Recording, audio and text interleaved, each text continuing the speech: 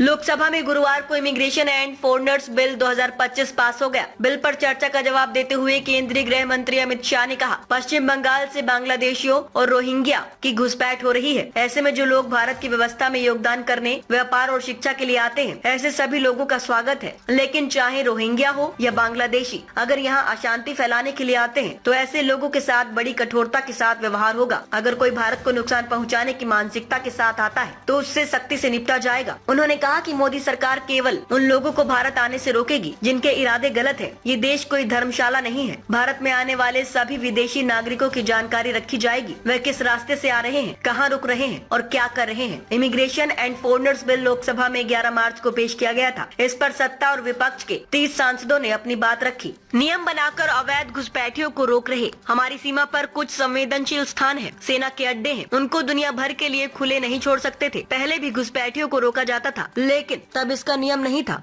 हम में हिम्मत है नियम बनाकर रोकने की। पूरी व्यवस्था को वैज्ञानिक तरीके से एक कानून में बांधने का काम किया गया है। भारत आए विदेशियों की जानकारी पुख्ता होगी। सुरक्षा की दृष्टि से ड्रग्स कार्टेल, घुसपैठियों की कार्टेल, हवाला व्यापारियों को समाप्त करने की व्यवस्था हम इस बिल में कर रहे हैं। पासपोर्ट एक्ट में पासपोर्ट वीजा अनिवार्य होगा। विदेशियों के रजिस्ट्रेशन को और पुख्ता किया जाएगा। पहले ये कानून ब्रिटेन में बने थे। अब नई संसद में अप्रवासियों से जुड़े कानून 1920, 1930 और 1946 ब्रिटेन के संसद में बने थे। भारत का कानून अब भारत की नई संसद में बन रहा है।